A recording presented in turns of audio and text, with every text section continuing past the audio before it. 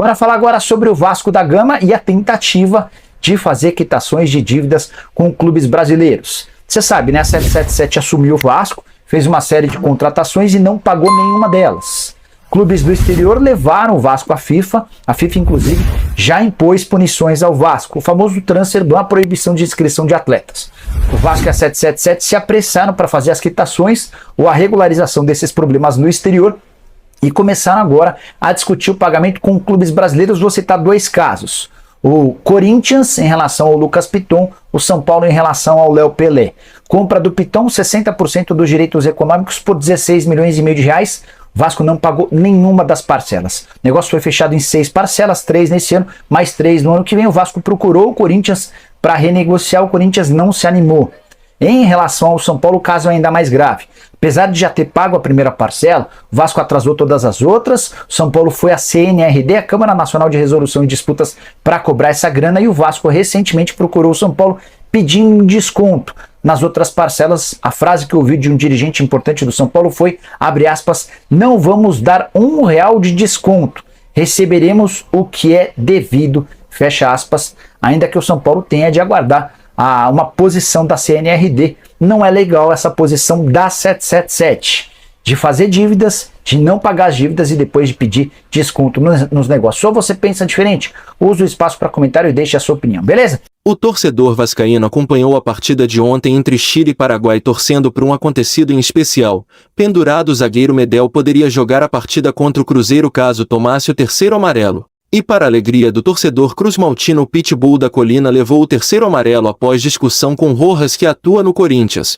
Irá voltar para compor a delegação que viaja para o importante confronto. A suspensão do jogador, que é extremamente importante para o esquema montado por Ramon Dias, levou os torcedores à loucura nas redes sociais, que não deixaram de expressar a sua felicidade por tê-lo no próximo confronto. Muitos também aproveitaram a ocasião para alfinetar Luca Orellano, que engessou o braço após lesão, enquanto um força o amarelo na seleção para voltar pro Vasco. O outro lá não quer jogar mais porque machucou a mão, comentou um torcedor. Medel é um jogador extremamente importante para a remontada do Vasco no Campeonato Brasileiro. Com ele atuando como zagueiro, o Vasco conseguiu montar um esquema mais consistente defensivamente.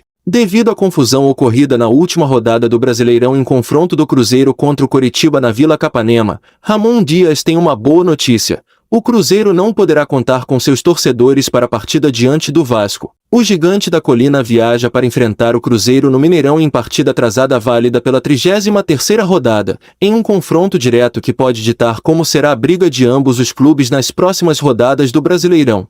O argentino Benjamin Roleiser, de 23 anos, é, sem sombra de dúvidas, um dos principais jogadores desta temporada do futebol sul-americano. Grande craque do Estudiantes de La Plata, o meia chamou a atenção de diversos clubes do futebol brasileiro durante a Copa Sul-Americana, onde enfrentou as equipes de Goiás e Corinthians.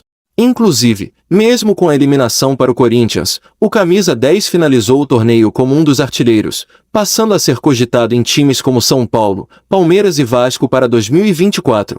De fato, o Roleiser está de saída do Estudiantes. O jogador deve pintar no Brasil nesta próxima janela de transferências. A 777 tem interesse no atleta e deve formalizar uma proposta que deve girar em torno dos 10 milhões de dólares, valor que vinha sendo pedido pelos argentinos. Nesta temporada, Roleiser disputou 54 partidas pelo Estudiantes, tendo marcado 12 gols e distribuído 6 assistências. Caso o candidato Roberto Melo seja eleito presidente do Internacional no triênio 2024 a 2026, o clube pode ter a volta de dois velhos conhecidos, o ex-treinador Abel Braga e o ex-jogador Andrés D'Alessandro. A informação é da Rádio Guaíba.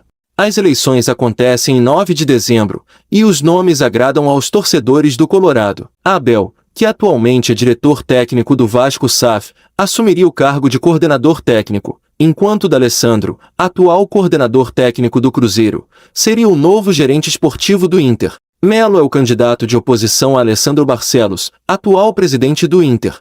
A votação, que está em segundo turno, será no dia 9 de dezembro.